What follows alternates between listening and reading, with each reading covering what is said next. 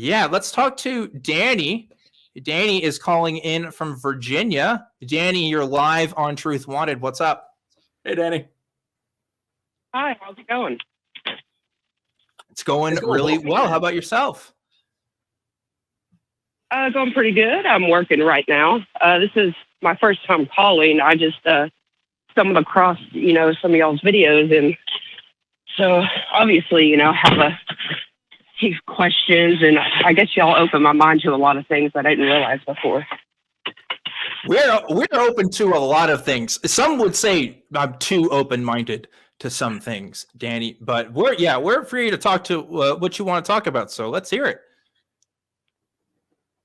Okay, so I grew up in what they call the Southern Baptist South, and through my teenage years, I got sent off to what do they call it? Pretty much the hate gay camp in Tennessee. And so I always had this battle with religion, and especially with my sexuality and everything, I was condemned for it. But at the same time, it's, drilled within me throughout my life. So my question is, I didn't know if there was a way to have Christianity, but be a realist at the same time. Like, for instance, I know the Bible is BS. Like, I will fully admit that. Like, in reality, I know it's shit. But kind of like in my feelings, it feels like it's wrong if I denounce that, if that makes any sense. It absolutely makes sense. I understand where you're coming from. Yeah. Yes, totally. So a couple of things about that. First of all, holy crap, that sucks. I'm so sorry I had to go through that. That's incredibly rough. Also, the thing is, when you're brought up around these things, and I don't mean just Christianity, you're brought up around anything. If every single day somebody tells you this is the truth, and you're a good person if you believe this, and you're a bad person if you don't believe this, and they drill this into you, and then every week you go to a big building full of a bunch of other people who think exactly the same thing, and they all say it together, that's going to have a lasting impact on your life. And when it's something that you've been doing for years and years and years, you can't expect to just get rid of that within a few days, a few months, whatever. So give yourself a break there, as far as having this in your brain. Just understand that that's trauma. Those are things that were done to you that cause real scars. And the way that I always say it is, when you talk about, like, for example, talking about sexuality and whatnot, and you're trying to balance this, and you still have these triggers, these traumatic ideas come up. You remember what these people said, and that might be the first thing in your mind. That's what was taught to you. That's what you were trained to think. The second thing that you think, the thing you think right after that of, okay, no, that's bullshit, like you said, and actually I don't have to think. That's you. That's who you really are coming through. And what I would like to ask you to do with this, just as a thought experiment, is try to compare the two.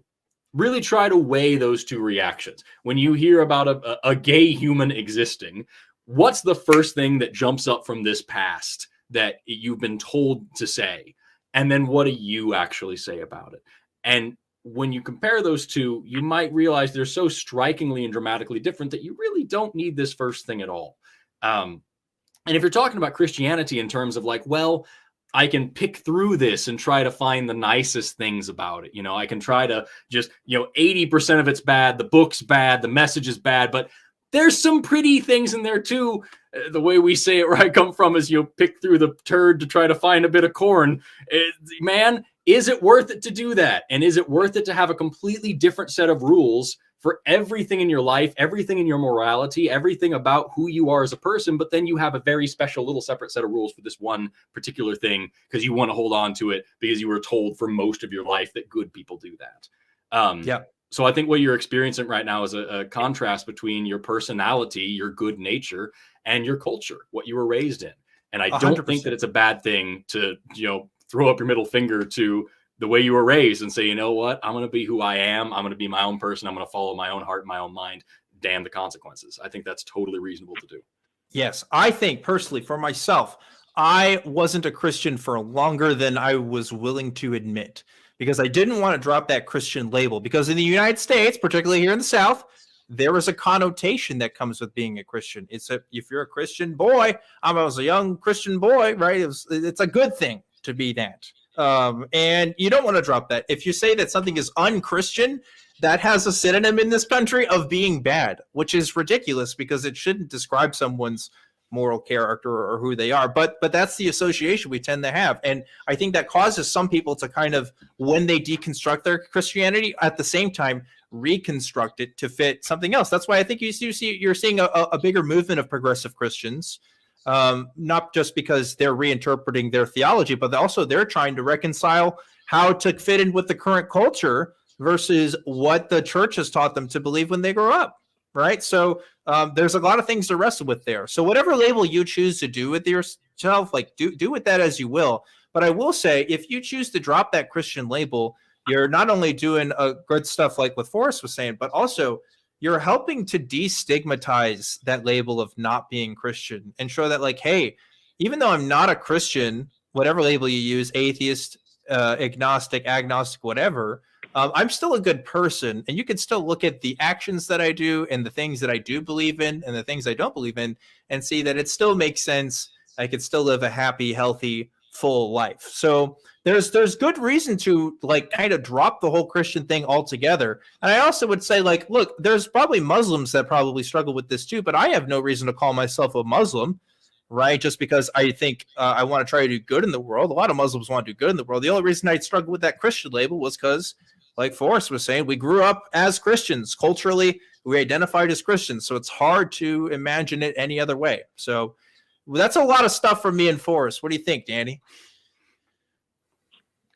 I think that's great advice, and I really appreciate that. And just as you said, it's a stigma that if you're not a Christian, they automatically assume you're a bad person. So throughout 100%. my adulthood, I've had to go far and beyond of being a good person to the point where, I give everything that I have, the shirt off my back, to anyone just to show them I'm not a bad person just by the way I look or just by my partner. I don't want to be labeled as, a bad person just because I'm me. I just want to be me. Yeah, totally. Honestly, and you have a right. You have a right to be you. Go ahead, Forrest. Yeah, I was just going to say that's monumentally impressive, and you have a lot to be proud of with that. To be able to really just nail down who you are and live in that. And even if you do feel like you have to prove to somebody else, because, like, man, I'm from Oklahoma. I can't tell you how many times in my life, if somebody does something good, I've heard, oh, that's very Christian of you to do. Yep. Because that's a nice thing to do. And I can't tell you how many times I've told somebody, hey, I'm an atheist. And they're like, but you seem so nice. Well, I've gotten that too. Yeah. And and like Dan was saying, there's a stigma there that you're going to have to work around a little bit. If you're not, cisgendered and straight, you already know what it's like to have stigmas that you have to work through all the time. Like you were describing, just trying to prove that you're actually a good person. And that, man, I'm not going to pretend for 1 second that doesn't suck, that you have to prove who you are to everybody in a way that nobody else has to do. But I would say it's honestly, it's so much better to have the opportunity to reevaluate everything that you know to be true, reevaluate all of your loyalties, reevaluate everything that you think is good and bad and right and wrong, and really ask yourself why. And at the end of the day, you'll probably come out largely the same person, but there might be some bullshit in there that you find that you just don't have the need for and that you're better off without.